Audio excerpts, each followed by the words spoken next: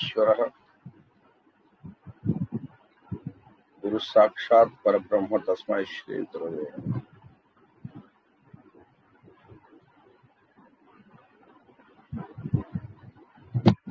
ఏం లేదండి, నిన్న లాస్ట్ మినిట్ లో క్లోజ్ చేసుకున్నాము. ఏంటంటే 30వ తారీఖు నేను ఒకటి లింక్ పెట్టాను, లలితా సహస్రనామం గురించి చెప్తామని. లేట్ అయిపోయింది, ఏమో టైం దొరకట్లేదు. అందుకని ఈరోజు లలితా సహస్రం రహస్య సహస్రం ఎలా వచ్చిందో జస్ట్ హయగ్రీవుడు మన అంగస్తుని మధ్య సంవాదన ఎలా ఉందో 2-3 శ్లోకాలతో చెప్పి వదిలేనండి. ఇక రేపు ఎల్లుండో మంచి రోజు చూసి శ్రీరామనవమి రోజు ఆ మొత్తం తప్పప్పులు దాన్ని రిలీజ్ చేయాలి. దానికి ఎంత చేసి చేయాలంటే కొంచెం లేట్ అవుతుంది. నాకేమంతగా రాదు, నేర్చుకుంటున్నా ఇప్పుడే. అది చూడాలి. ఇంకా నేను శ్రీరామనవమి రోజు ఎవరికైనా ఇచ్చేది చేయించి డెఫినెట్ గా నేను ఆ మంచి ఇది మొత్తం ఎన్ని తప్పులు ఉన్నాయి, ఎక్కడెక్కడ అసలు ఇప్పటి వరకు మొదటి నుంచి లలితా సహస్రనామం క్యాసెట్లు అది రావడంలో కొన్ని సంవత్సరాల నుంచి ఒక శ్లోకం అయితే తప్పుగానే పలుకుతున్నారు. అయితే ఆ తప్పుగా పలుకుతున్నారా లేదా అన్నది మహానుభావుడు మా గురువు గారు సామవేదం శర్మ గారు ఇప్పుడు దాని గురించి చెప్పారు. అది ఈ మధ్యన నేను చూస్తే, మరి నేను మీకు చెప్పాలంటే అది కన్ఫర్మిటీ కావాలి. కాబట్టి నిన్న కూర్చొని ఆ బ్రహ్మాండ పురాణంలో 36వ అధ్యాయం లలితోపాఖ్యానం గురించి చదివి దాంట్లో నుంచి చూస్తే స్వామి మహానుభావుడైన సామవేదం శర్మ గారు అప్పుడు చెప్పింది కరెక్టే కదా అని దాన్ని మళ్ళీ ఆ శ్లోకాన్ని మార్చాను. అంటే ఇప్పుడు ఎలా ఉంటుందంటేనండి, ఒక అబద్ధము నిజమయ్యి ప్రపంచంలో విస్తృతంగా వెళ్తున్నప్పుడు, అరే ఇది అబద్ధము నాన్న, నిజం ఇది అని చెప్తే ఆ చెప్పిన వాడు పిచ్చోడు అవుతాడు. ఎందుకంటే ఆ లలితాశాస్త్రం ఉండే శ్లోకము, ఆ ఒక్క శ్లోకం మాత్రం అలా పాఠాంతరంలో వచ్చేసింది. కానీ దాని అర్థం కన్నా చూసుకుంటే బ్రహ్మాండ పురాణంలో 36వ అధ్యాయంలో జరిగిన వాస్తవానికి కొద్దిగా భిన్నంగా ఉంది. మరి అది బ్రహ్మాండ పురాణం పార్ట్ కదా, అది కరెక్ట్. కాబట్టి బ్రహ్మాండ పురాణంలో ఉన్నది యాజ్ ఇట్ ఈస్ రాయాలంటే ఒక వర్డ్ అటు ఇటు మారాలి. అది కూడా చేశాను. అంటే ఇక నేను దాన్ని ఎలా ఎడిట్ చేయాలో, నేను చాలా సంవత్సరాలు అయిందండి కంప్యూటర్లోకి వచ్చి. అంటే అంతకుముందంతా పవర్ పాయింట్ ప్రెజెంటేషన్ మొత్తం ఆంధ్రప్రదేశ్ లో డిజిటల్ బోర్డ్ ఎక్కడైతే ఉందో గవర్నమెంట్ కాలేజ్ స్కూల్స్ లో దానికి మ్యాథమెటిక్స్ తయారు చేసిన కూడా నేనే. Power point presentation computer operate లేకుండా చేసిన నేనే. కానీ ఈ మధ్య ఈ యూట్యూబ్లు అది ఎడిటింగ్ నాకు రాదు, ఎప్పుడు చూడలేదు. ఇంతకుముందు ఎప్పుడో నేర్చుకున్న తర్వాత ఇదైపోయాను. కాబట్టి మళ్ళీ డెఫినెట్ గా కూర్చుంటా, 100% చేస్తానండి, ఏం ప్రాబ్లం లేదు. సో శ్రీరామనవమి రోజు నేను దాన్ని విడుదల చేస్తానండి. మొత్తం ఎన్ని శ్లోకాలు తప్పులు ఉన్నాయి అట్లానే ప్రతిదీ ఇంకా అక్కడి నుంచి అన్ని స్టార్ట్ చేస్తాను నేను. అపరాజిత శ్లోకం దగ్గర నుంచి అన్ని కూడా ఒక్కొక్కటి వద్దుతో మంచి చేస్తాను. సంకల్పము ఎలా చెప్పాలి, సంకల్పానికి ప్రతిపదానికి అర్థం ఏంటి. చాలా మంది నిన్న ఫోన్ చేశారు ఎవరో సార్, సంకల్పము చెప్పేది కొంచెం మంచి సంకల్పం ఇవ్వచ్చు కదా అని. ఆ మంచి సంకల్పం ఉంది, దానికి మీనింగ్ తో పాటు చెప్తాను. ఓకే, ఇక 31వ శ్లోకం బాగా మంచి ఇది నీరాజన విధి. మనం అనుకున్నది అయితే మనకు ఎక్కడికి వెళ్ళినా కూడా మనకు నమస్కారాలు పెట్టి మనకు ఒక విలువనిచ్చే అవకాశాన్ని కల్పించే ఏకైక సాధనం 31వ శ్లోకం అని చెప్పాను. పిల్లలకు నేర్పించగలిగితే చదువు చిన్నప్పుడే ఉండి వాళ్ళు ఏ కోరిక మీకు కాదు మీకు ఏ కోరిక కావాలనో ఆ కోరిక ఖచ్చితంగా అవుతుందండి. అంతటి పిల్లలకంటే చిన్నప్పటి నుంచి నేర్పించగలిగితే అది వాళ్ళు పెద్ద ఎప్పటికీ ఆల్మోస్ట్ ఆల్ రీచ్ అయిపోతారు. మనం ఇప్పుడు నేర్చుకొని మీకు మీ జీవితంలో ఏం కావాలనో అది అద్భుతంగా పనిచేస్తుంది. అలాంటిదే ఇందాక అన్నాం కదా, శివుడు 64 తంత్రాలను ఇచ్చిన తర్వాత 31వ శ్లోకం అదే. చతుషష్ట్యాతంత్రే 64 కళనిచ్చి ఆ 64 తంత్రాలనిచ్చి 64 తంత్రాలను జీవుని మీదకి వదిలితే మనమేమో వాటిని స్వార్థానికి ఉపయోగించుకునే బ్రహ్మపదం వైపు వెళ్లకుండా చిన్న చిన్న విషయాలకు ఉపయోగించుకుంటున్నాం మనం. అందుకనే అమ్మవారు ఆలోచించారే, వీడు కొద్దిగా ఎదవుతున్నారా, ఏం చేయాలి, వీడికి ఇంకా సులభమైన మార్గము, అమ్మవారిని చేరుకునే మార్గం ఏదైనా ఉంటే బాగుంటున్నాం అని చెప్పి అమ్మవారి యొక్క స్వతంత్రే తే తంత్రే, కాబట్టి అమ్మవారి యొక్క స్వతంత్రమైన తంత్రాన్ని ఒకటి ఏర్పాటు చేసి, అమ్మవారు వదిలితే విభుడు ఆల్రెడీ 64 తంత్రాలు ఇచ్చారు కాబట్టి నా విభునికి ఏమైనా చెడ్డ పేరు వస్తుందేమో అని, పాతివ్రత్య దోషమేమైనా వస్తుందేమో, విభుణ్ణి కించపరిచవుతుందేమోనని స్వామివారిని మేలుకొని స్వామివారికి మేల్కొల్పి స్వామివారితోనే ఇప్పించిందనమాట ఆ తంత్రము. ఆ తంత్రమే శ్రీ విద్యా తంత్రము అని. అంటే నన్ను నేను గురించి నేను చెప్పుకోవడం అనేది ఆత్మ తంత్రం అయితే, ఆత్మ విద్య అయితే, బ్రహ్మాండమంతా నిబిడీకృతమై ఉన్నది బ్రహ్మ విద్య అయితే, ఈ ఆత్మ విద్య బ్రహ్మ విద్యానికి సమన్వయపరిచేదే శ్రీ విద్య అంటారు. కాబట్టి అమ్మవారేమో తనంత తానుగా వ్యాపించి ఉంది, అయ్యవారేమో వ్యాపి అవ్వడానికి కోరికతో, కామముతో, నేను మొత్తం సృష్టిని నా చేతిలోకి తీసుకోవాలనే కామముతో కామేశ్వరుడయ్యాడు. అచేతన స్థితిలో ఉన్నప్పుడు అమ్మవారు కామేశ్వరి అయ్యి కామేశ్వరుల్లో చేరి చేతనత్వాన్ని కలిగి శివశక్తి ఆయుక్తో అని అప్పుడు సృష్టికి అధిపతం చేసింది. అయ్యవారు అధిపతి అయ్యాడు, కామేశ్వరి. కాబట్టి ఈమె ఆత్మ విద్య బ్రహ్మ విద్య. అది ఆత్మ విద్య బ్రహ్మ విద్య అనుసంధానం చేసేదే శ్రీ విద్య అనేది. అమ్మవారు ఆ విద్యనిచ్చి జీవుడికి ఇంతకంటే సులభమైన మార్గం లేదు. సో బ్రహ్మపదం చేరుకోవడానికి దీన్ని ప్రయత్నం చేయాలంటే ఏంటి ఆ శ్రీ విద్య ఏంటి, అది 32 శ్లోకంలో చెప్తారు. ఎంత అద్భుతమైంది అంటే, పంచదశాక్షరి మంత్రం ఉంటుంది, పంచదశీ మంత్రం అని కూడా అంటారు. అంటే 15 అక్షరాలతో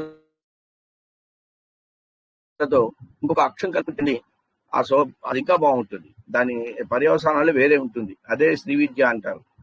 కాబట్టి ఆత్మ విద్యతో పాటు బ్రహ్మాండమైన విద్యను చేసుకుని శ్రీ విద్యోపాసకుడు అవుతారు. ఈ 32వ శ్లోకము అంత అద్భుతమైనది. దాంట్లో ఉన్నది ఏమీ లేదు కానీ బట్ నేను ఆ పంచదశి మంత్రాన్ని నేను చెప్పను. ఒక్కొక్క దానికి ఒక్కొక్క అక్షరం దానికి ఆల్రెడీ చెప్పారు, ఇస్తాను. ఆ అక్షరాన్ని మీరు కూడా కలుపుకొని మీరు చెప్పండి, చూద్దాం. ఇక శ్లోకానికి వస్తే మీకు 2 సార్లు పెట్టాను. ఫస్ట్ దేమో సపరేట్ చేసి పెట్టాను, సెకండ్ ఏమో నార్మల్ గా పెట్టాను. సెకండ్ మాత్రమే చదవాలి, ఫస్ట్ నేర్చుకోవాలి. శివ శక్తి కామః క్షితిరదరవి శీతకిరణ స్మరోహం సస్యక్రదనుచ పరాం. అక్కడ మీకు సపరేట్ చేసింది మళ్ళీ చెప్తానండి, నేను ముందు శ్లోకం చెప్పేస్తాను. పరామారహరయ అమీహృల్లేఖ విస్తృభి రవసానేషు ఘటితా భజంతే వర్ణాస్తే తవ జనని నామావయతాం.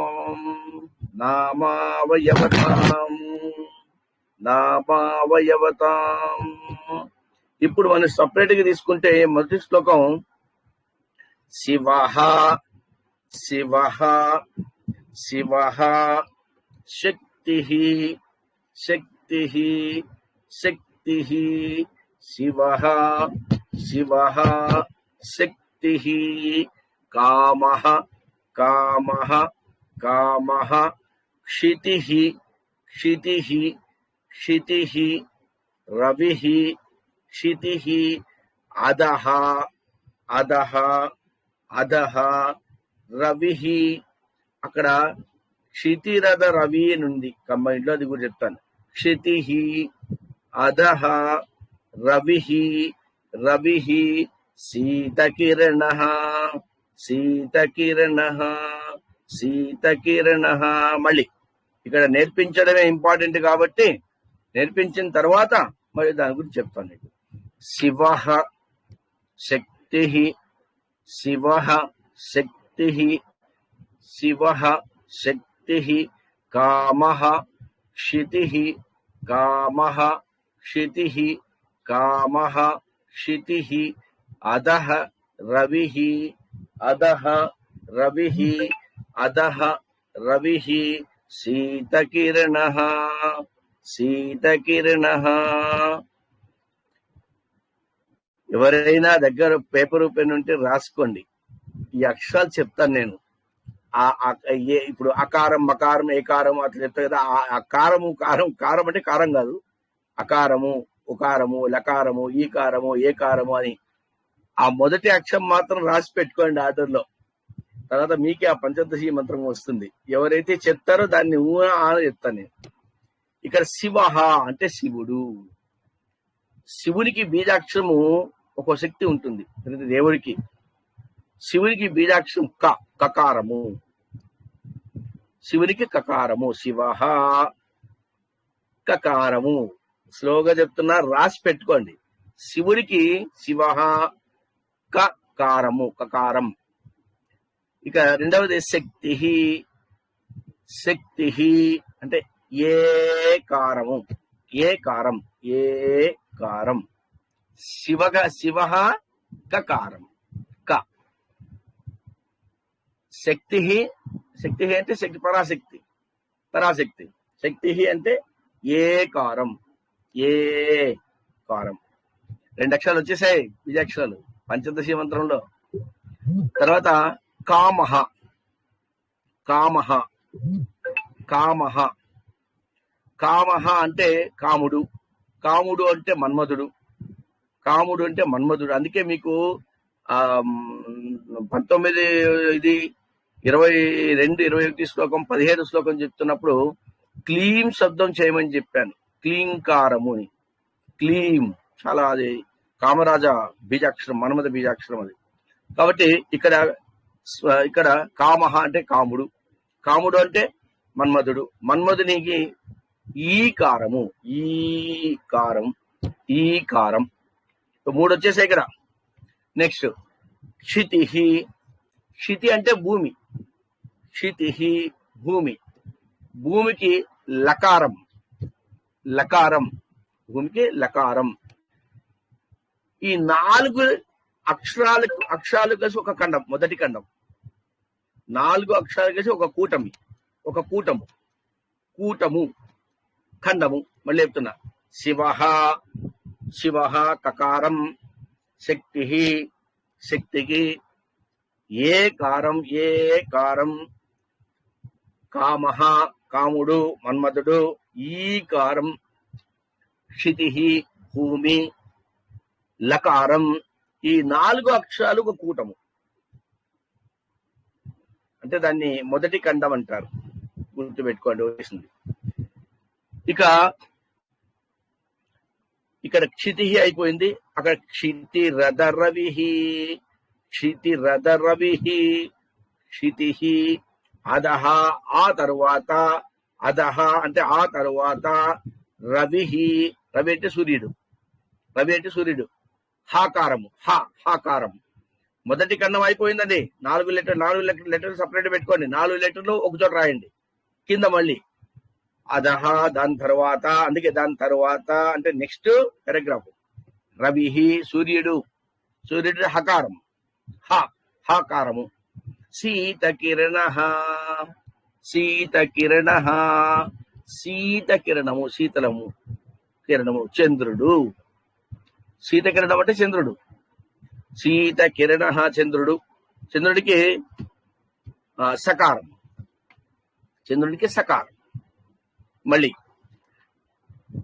శివః శక్తి కామః క్షితి అధః రవి శీతకిరణ. దాన్ని కలిపి చూద్దాం. శివః శక్తి కామః క్షితిరధ రవి శీతకిరణ. శివః శక్తి శివః శక్తి కామః క్షితిరధ క్షితి అధ క్షితిరధ రవి శీతకిరణ. క్షితిరధ రవి క్షితిరధ రవి క్షితిరధ రవి శీతకిరణ. శివః శక్తి కామః క్షితిరధ రవి రవి శీతకిరణ. కాబట్టి కకారం వచ్చింది, ఏకారం వచ్చింది, ఈకారం వచ్చింది, లకారం వచ్చింది. ఇది మొదటి కన్నం అయిపోయింది. ఇక రెండవ కన్నములో అతహ, దాని తర్వాత రవి, హకారం వచ్చింది, శీతకిరణం అంటే సకారం వచ్చేసింది. 2 అక్షరాలు అంటే మొత్తం 6 అక్షరాలు వచ్చాయి.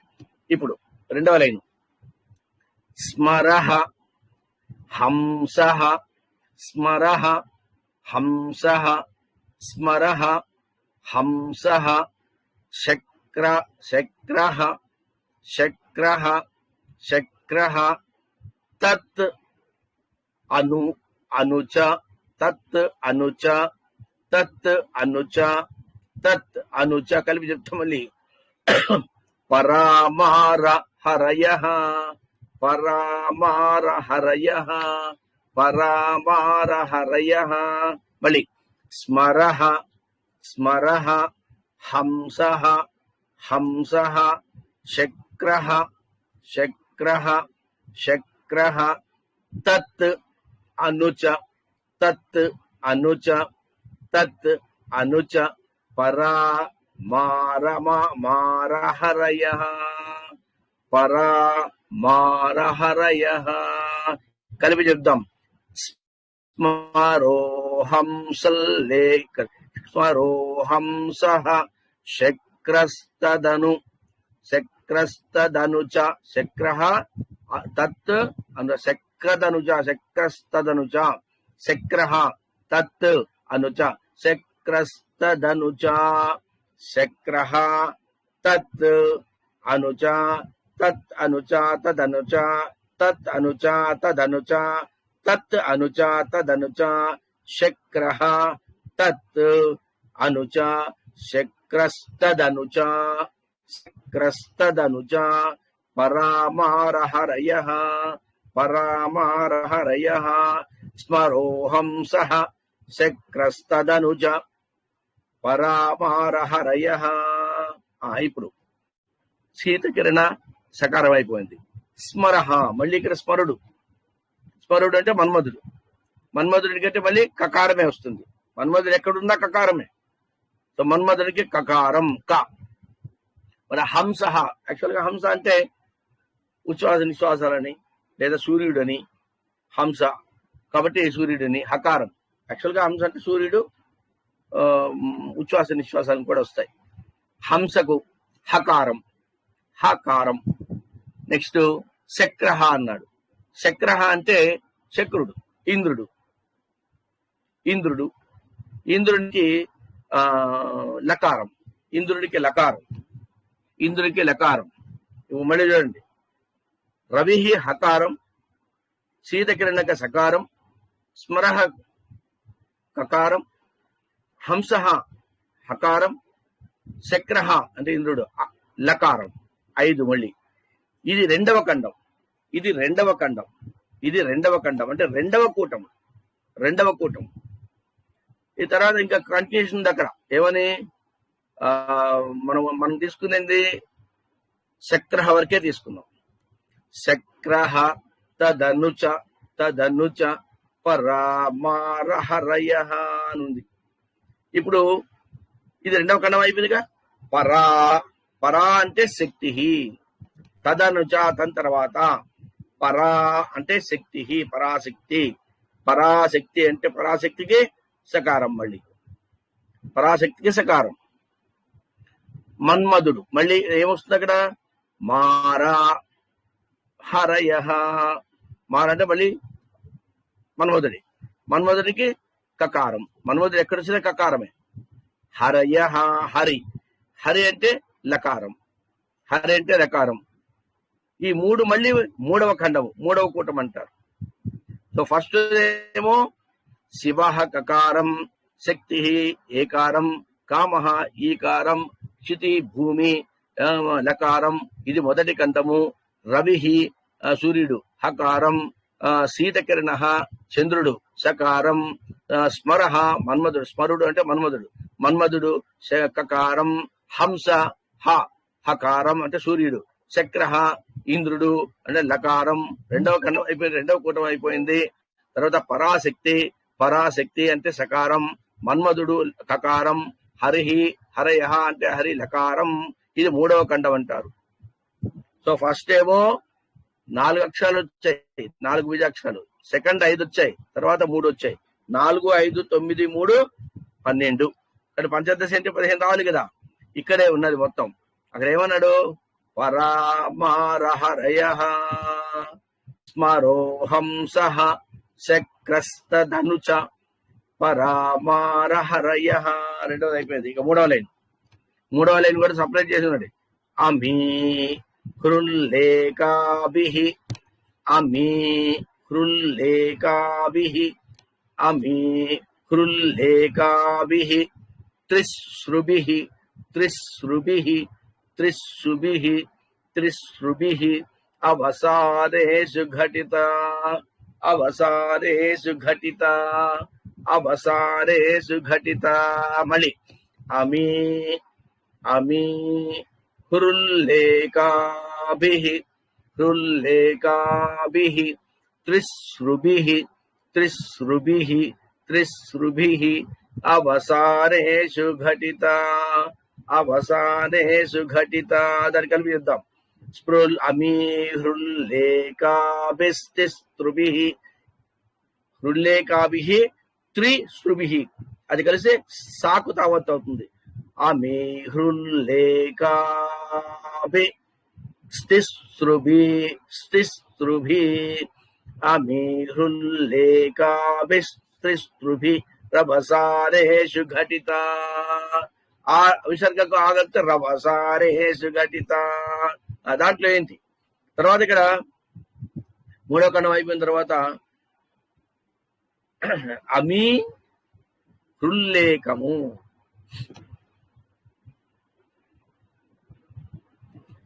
ఇది మీరు ఖచ్చితంగా గుర్తు పెట్టుకోవాలి, నాకు చెప్పాలి ఏం చెప్పావన్నది. హృల్లేకాభిః, హృల్లేకాభిః, హృల్ అంటే హ్రీకారము, హృల్లేకాభిః అంటే హ్రీంకారము, హ్రీంకారము.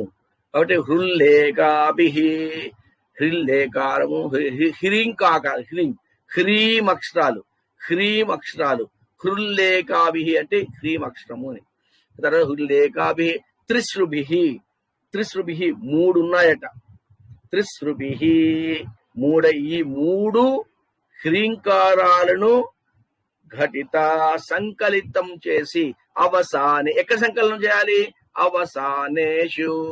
అవసానము అంటే అవసాన దశ, అవసాన దశ అంటే అంత్య దశ. అవసానేషు అంటే చివరలో, చివరలో.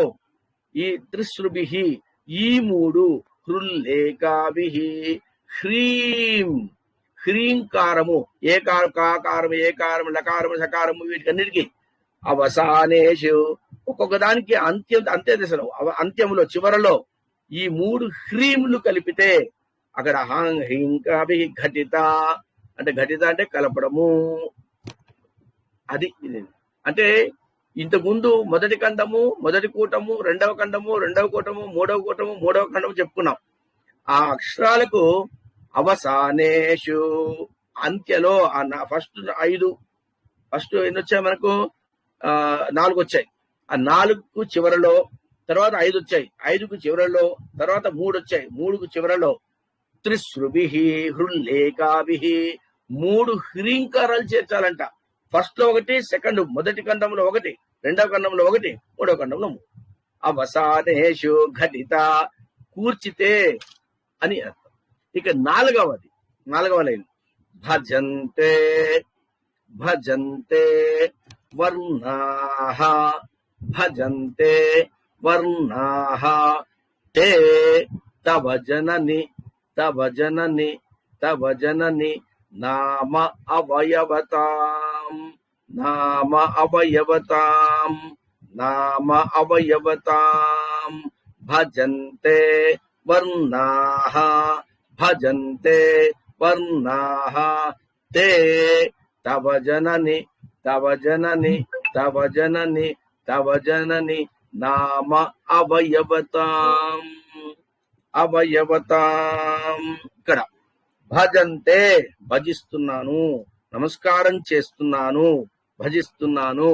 వర్ణః, ఈ వర్ణః అంటే ఏంటి? ఈ వర్ణములు అంటే పైన చెప్పిన అక్షరాలు వర్ణంతే, వాటినన్నిటినీ కూడా తవ జనని, నీ యొక్క మా జనని తల్లి, నీ యొక్క నామ అవయవతాం. నామం అంటే నామాలు, అవయవతాం అంటే మంత్రస్వరూపులుగా తీసుకుంటున్నాను నేను, మంత్రస్వరూపులుగా తీసుకొని భజంతే పొందుతున్నాను నేను.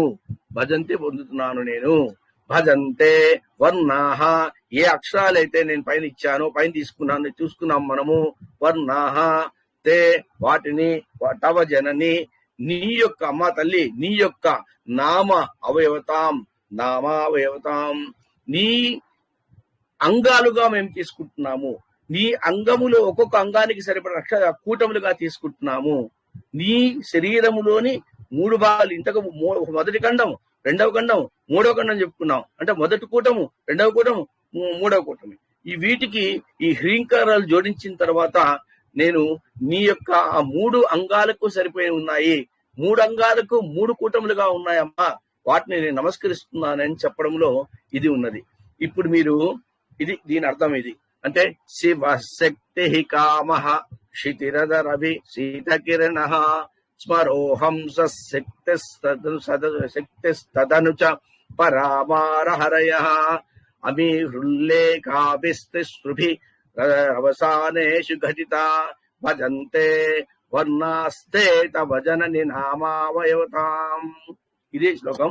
ఇప్పుడు అక్షరాలు రాస్తున్నారు మీరు. మొదటి ఖండం అక్షరాలు ఎవరన్నా చెప్తారండి? మొదటి కూటమి అక్షరాలు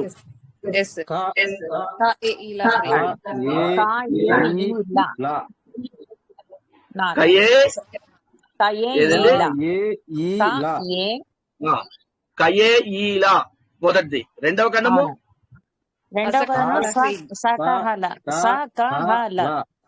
తప్పండి, తప్పు.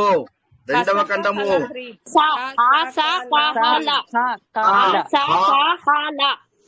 హా, ఒకటి వినే శ్లోగా హా సా కా హ లా, హా సకహల, హా సకహల, హా సకహల. అది మూడవ కూటమి ఏంటి? మూడవ కూటమి సకల. అవునండి. తిస్రుభి అవసానేషు, ఈ 3 చివరలోను, అవసానేషు 3 హృల్లేఖాభి అంటే హ్రీంలు చేర్చాలి. సో ఫస్ట్ ఏమవుతుంది? హ్రీం చేరిస్తే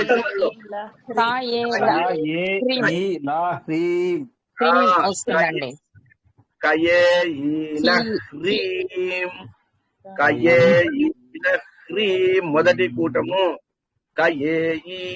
హ్రీం. రెండవది హ సకహల హ్రీం, హ సకహల హ్రీం, హ సకహల హ్రీం. 6 అక్షరాలు అయిపోయి ఉంది, 5 అక్షరాలు అయిపోయి 11 అక్షరాలు అయిపోయి. చివరిది సకల హ్రీం, సకల హ్రీం. 11, 4, 15 అక్షరాలు అయిపోయాయి. కయేల హ్రీం, హ సకహల హ్రీం, సకల హ్రీం. పంచదశి మంత్రం ఇదే. ఇక ఏ జీవితంలో ఏది అవసరం లేదు, ఏ మంత్రం అవసరం లేదు, ఏ శ్లోకం అవసరం లేదు, ఏ సహస్రనామం అవసరం లేదు, ఏ సముద్రం అవసరం లేదు. కానీ అది గురువు దగ్గర తీసుకోవాలి, అంత దీక్షగా చేయాలి, అంత నిష్ఠగా చేయాలి. దీనికి మొట్టమొదట శ్రీమని కలిస్తే, శ్రీ అక్షరం శ్రీం కయేల హ్రీం, హ సకహల హ్రీం, సకల హ్రీం అని చేరిస్తే 16 అక్షరాలు అవుతుంది.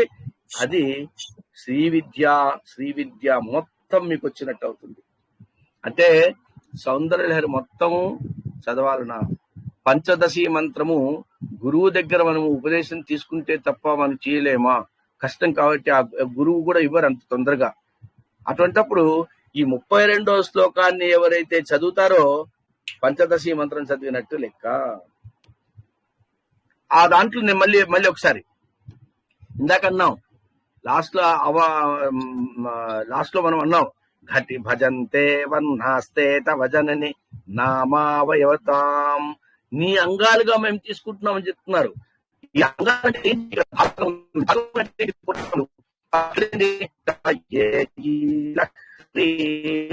ఇది వాగ్భవకూటమి అంటారు. వాగ్భవకూటమి అంటే కంఠం నుంచి పైన వరకు ఉన్నది వాగ్భవకూటమి. వాక్ అవ కూటమి. వాక్ అంటే వాక్ వస్తుంది, నోటి నుంచి వస్తుంది. ఆ నోటి నుంచి రావాలంటే దానికి సిగ్నల్స్ తలలో ఉంది. అంటే అర్థం ఏంటంటే ఈ వాగ్భవ అంటే వాక్కు సంబంధించిన ఈ తలలో ఉన్న ఏదైనా కష్టాలు, ఏ ప్రాబ్లం ఉన్నా, ఏ భవసాగరాలు కష్టాలు, ఆ దీంట్లో ఉన్న కష్టాలు ఏదున్నా సరే ఈ జపం చేసిన వారికి ఈ మొత్తం కష్టాలు తొలగిపోతాయట. వాగ్భవ కూటమి అంటారు. కంఠము నుండి కటి వరకు, నడుము వరకు. రెండవది హ స క హ ల హ్రీం, 6 అక్షరాలు.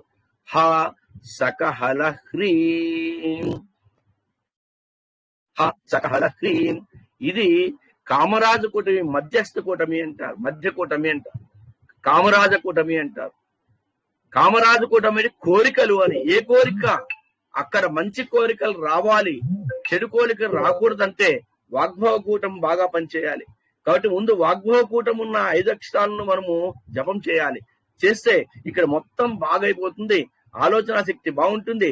తర్వాత మనము నెక్స్ట్ 6 అక్షరాలు హ సకల హస్త్రీం, హ సక హల శ్రీం అనేది చేయగలిగితే ఇక్కడ మధ్యకూటం మీ బాగా ఉంటుంది. దాన్నే కామరాజు కూటం అంటారు. 100% శుద్ధి అవుతుంది. తర్వాత కటి నుంచి కింద వరకు, పాదాల వరకు దాన్ని మూలకూటమి అంటారు. మూలకూటమి అంటారు అమ్మవారు. దాన్నే అదే సకల శ్రీం, సకల శ్రీ, సకల హ్రీం, సకల హ్రీం. ఇది పంచదశి మంత్రం. ఈ వాగ్భవ కూటం ఫస్ట్ 5 అక్షరాలతో గన జపం ఎవరైతే చేస్తారో కంఠం నుంచి ఇక్కడ ఏ ప్రాబ్లం రాదండి. 100% ఏ ప్రాబ్లం రాదు. అసలు డాక్టర్ దగ్గర పోవాల్సిన అవసరం ఉండదు. రెండవది కంఠం నుంచి కటి వరకు ఏదైతే ఉందో హ సక హల హ్రీం, సక హ సక హల హ్రీం 6 అక్షరాలు. అది ఎవరైతే చేస్తారో ఇక్కడి నుంచి ఏ ఉదర సంబంధం గాని, చెస్ట్ సంబంధించిన గాని ఏ ప్రాబ్లము రాదు. తర్వాత సకల హ్రీం అంటే ఆ మూలం నుంచి కింద ఏ ప్రాబ్లము రాదు. అంతటి అద్భుతమైన మంత్రం అది. అంతటి అద్భుతమైన మంత్రం అది. అంతటి అద్భుతమైన మంత్రం అది. అందుకనే లలితా సహస్రనామంలో చెప్తారు కదా, శ్రీమద్వాగ్భవ కూటైక స్వరూప ముఖ పంకజ. అదేవిధంగా తర్వాత కంఠాదకటి పర్యంతం మధ్యకూట స్వరూపిణి. తర్వాత శక్తి కూటైకత పన్న కట్యతో భాగధారిణి. ఈ నామాలు ఉన్నాయి. కాబట్టి 3 అట్లా ఉంటే వాగ్భవ కూటము, మధ్యకూటము, కామరాజు కూటము, మూలకూటము. ఇవన్నీ ఇది మన పంచదశి మంత్రం అన్నది. ఇటువంటి పంచదశి మంత్రాన్ని చేయాలంటే గురుముఖంగా తీసుకోవాలి. సో దానివల్ల చాలా అద్భుతాలు జరుగుతాయి. ఒకవేళ ఆ బీజాక్షరాలు చేయలేను, ఎందుకంటే చాలా నిష్ట ఉండాలండి, చాలా నిష్ట ఉండాలి. పొరపాటున కూడా ఏ చెడు ఆలోచనలు రాకూడదు. భూషయనము, బ్రహ్మచర్యము, సాత్వికమైన భోజనము, సాత్వికమైన ఆహారం ఉండాలి. సో భూషయనం ఉండాలి. తెల్లవారే ఉదయం సూర్యోదయం ముందే అయిపోవాలి. కానీ ఎవరు చేస్తారో వాళ్ళు. అందుకనే దేవాదీనంచ జగత్ సర్వం మంత్రాదీనంచ దేవతాః తే మంత్రాః జానంతి తస్మాత్ బ్రాహ్మణ దేవతాః అంటే ఇది చాలా డిఫరెంట్ గా వక్రీకరించారు. కానీ మొత్తం ప్రపంచమంతా, విశ్వమంతా దేవతల ఆధీనంలో ఉంటుందంట. ఆ దేవతలు మంత్రాల ఆధీనంలో ఉంటారంట. ఆ మంత్రాలు బ్రాహ్మణుల ఆధీనంలో. బ్రాహ్మణుడు అంటే పుట్టకతో వచ్చిన బ్రాహ్మణుడు కాదండి, తప్పు, చాలా తప్పది. బ్రాహ్మణుడు అంటే పుట్టిన కులము కాదది, కులము కాదు.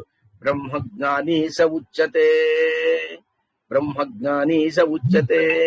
అవిద్య నుంచి విద్యకు ఎవరైతే వచ్చారో, ఆ విద్యలో బ్రహ్మజ్ఞానానికి చేరుకుంటారో వాళ్ళు బ్రాహ్మణుడు. ఎవరైనా సరే ఈ పురాణాలు ఇవన్నీ రాసిన వాళ్ళు వాల్మీకి వీళ్ళందరూ బ్రాహ్మణులందే కాదు, కానీ బ్రాహ్మణులే.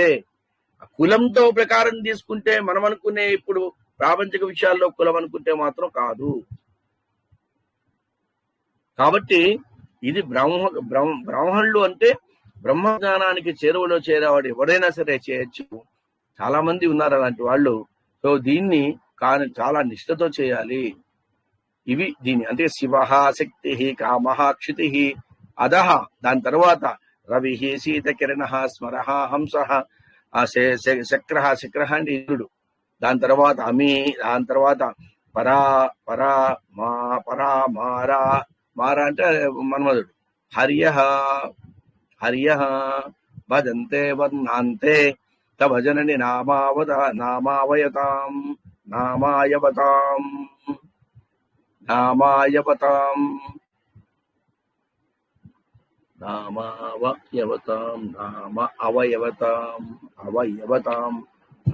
అవయవతాం. ఇది పంచదశి మంత్రాన్ని ఇదే శ్రీ విద్య అంటారు. 31వ శ్లోకంలో శంకరాచార్యులు చెప్పింది అదే. 64 తంత్రాల బదులు ఈ ఒక్క తంత్రం నేర్చుకుంటే చాలు. త్వం బ్రహ్మపదం త్వం ప్రవిశ విదిత్వ అంటారు. కాబట్టి ఇది పంచదశి మంత్రం. ఈ పంచదశి మంత్రాన్ని దానికి ఎంత చెప్పినా అంతే, అంత అద్భుతమైంది. ఒకవేళ ఆ పంచదశి మంత్రం చేయలేని వాళ్ళు ఖచ్చితంగా మీరు ఈ శ్లోకం ఒక్కటి చాలు, ఈ శ్లోకం ఒక్కటి చాలు. సో దయచేసి కొంచెం బాగా కష్టపడి కొద్దిగా కష్టపడాలి, తప్పదు.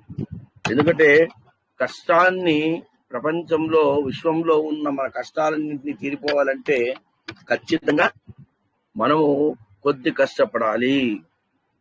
శివ శక్తి కామక క్షితిరధర విశీత కిరణ స్మరోహంస శక్రస్తదనుచ పరామార హరయ అమీహృల్లేకాభిస్త్రిన్భృభిః అవసానేషు ఘటిత వదంతే వర్ణాస్తే తవ జనని నామావయవతాం. ఇదండి 32వ శ్లోకం. ఇంకా 33వ శ్లోకం కూడా అలాగే ఉంటుంది. అసలు అక్కడి నుంచి చాలా బాగుంటాయి. సో ఇవన్నీ కూడా మనం ఆనందలహరి, జీవితాన్ని ఎలా ఆనందంగా ఉంచుకోవాలో ఆ ఆనందానికి తగ్గట్టు శంకరాచార్యులు గారు మహానుభావుడు మనకి ఇచ్చారు. కాకపోతే చేయడానికి మార్నింగ్ నిద్ర లేస్తేనండి 3:30, 4 o'clock లేచి కూర్చుంటేనండి 6:30 కదా అయిపోతుందండి. 1000 times అయిపోద్ది. ఒక్కొక్క శ్లోకం 1000 times చెప్పేశారనుకోండి, అయిపోయినట్టు. అంతకనే ఏం కావాలి? మీకు ఒక మార్గం దొరుకుతుంది. ఆ మార్గం ద్వారా మనం తర్వాత అన్వేషించవచ్చు.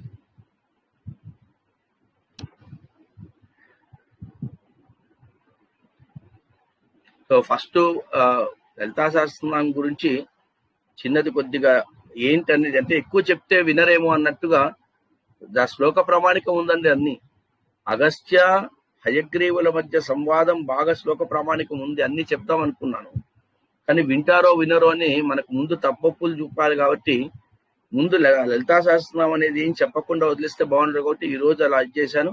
శ్రీరాముడు మంచి, ఒకవేళ ఎడిట్ చేసి ఆర్భాటాలు టింగ్ టింగ్ టింగ్ అని అట్లాంటివన్నీ రాకపోవచ్చు అంటే యానిమేషన్స్. మనకు కంటెంట్ ముఖ్యం, సబ్జెక్ట్ ముఖ్యం. ఆ సబ్జెక్ట్ ని ఖచ్చితంగా ఇప్పుడు మీకు ఆ తప్పొప్పులు రాస్తాను, లైన్ కూడా వేస్తాను, ఏది తప్పో ఏదో రైట్ కూడా చెప్తాను. బట్ దాన్ని అర్థం చెప్పి చెప్తాను. ఎందుకు ఊరికే చెప్పేయడం కాదండి, అర్థం చెప్పి చెప్పాలి. కాబట్టి అర్థం చెప్పి చెప్తాను. ఒక్కటి మాత్రం అది కొంచెం విమర్శలకు దారి తీస్తుందని అనుకుంటాను. బట్ మా గురువులు గారు పెద్దవాళ్ళు ఉన్నారు, షణ్ముఖ శర్మ గారు, వాళ్ళంతా చెప్పి ఉన్నారు. కాబట్టి నేను కూడా నిన్న మీకు చెప్పాలనుకుంటే దాన్ని నాకు ప్రూఫ్ కావాలి. కాబట్టి బ్రహ్మాండ పురాణం 36వ అధ్యాయం మొత్తం చదివాను. కాబట్టి దాంట్లో ఉంది. ఒక నిర్ణయానికి వచ్చిన తర్వాతనే అది, ఇప్పటి వరకు మీరు ఏ బుక్స్ చూసినా, ఏ ఆడియోస్ చూసినా అలాగే చెప్తూ వచ్చారు. కానీ అది మారాలి. కొద్దిగా పొరపాటు జరిగింది అక్కడెక్కడో, అలాగే వచ్చేసింది ఎప్పటికీ. అంటే అప్పటి కాలంలో దాని యొక్క అర్థాలు తెలుసుకునే వాళ్ళు తక్కువ కదండి. అర్థాలు తెలుసుకుని నిజమైన కథ తెలుసుకునే వాళ్ళు తక్కువ కదా. అందుకని సో డెఫినెట్ గా దానికి నేను 100% న్యాయం చేయిస్తానని, అమ్మవారు చేయిస్తారని, అమ్మవారి దయ అంటే అన్నీ ఉంటాయి. అవి మాత్రం అదైన తర్వాత రోగాలకు లలితా సహస్రనామంలో ఏమున్నాయి, అది రిలీజ్ చేస్తాను. ఇక మీరు ఆదరిస్తారా ఆదరించరా అది మీ ఇష్టం. అమ్మవారిది కాబట్టి అమ్మవారు అనుకుంటే ఆదరిస్తుంది. దానివల్ల దీనివల్ల అందరికీ మేలు జరిగితే అంతకన్నా ఏం కావాలి. దాని ద్వారా వచ్చే ఏదన్నా సరే మనకు అదంతా మళ్ళీ మిగిలిన వాళ్ళకి ఉపయోగిస్తాను తప్ప నేను పెట్టుకోను. డెఫినెట్ గా అమ్మవారు కనికరిస్తుందని అనుకుంటున్నాను. మీరు కూడా కొంచెం, ఎందుకంటే ఇప్పుడు చేశానండి పాపం ఆయన ఎవరు మన మహేంద్ర గారు, వెంకటేష్ ప్రసాద్ గారు ప్రయత్నం చేస్తున్నారు, కానీ 1000 మంది ఉన్న గ్రూపుల్లో కూడా ఇంకా 400 మంది కూడా సబ్స్క్రైబ్ కాలే అంటే మరి ఏంటో అర్థం కాలేదు. అంటే సబ్స్క్రిప్షన్ అనేది తెలియకపోవడమా మరి? కొంతమంది తెలియదు. నిన్న కూడా మా ఇంటికి వచ్చారండి 5 మంది 4 వచ్చారు. సార్ మీరు ఏదో చేశారు, ఎట్లా సబ్స్క్రైబ్ చేయాలంటే మా అబ్బాయిని చేయించారు, ఇట్లా చేయాలని చెప్పి చేయించాం. కాబట్టి పాపం తెలియకపోవచ్చు, బట్ అయినా కూడా కొద్దిగా చూద్దాం. 100% దీనివల్ల వచ్చే లాభము గ్రూపులో ఉన్న వాళ్ళకి, నాలాంటి పేదవాళ్ళకి చాలా మందికి ఉపయోగపడుతుందని భగవంతుని దయ వల్ల అనుకుంటున్నానండి. చూద్దాం భగవంతుడు ఎలా ఏం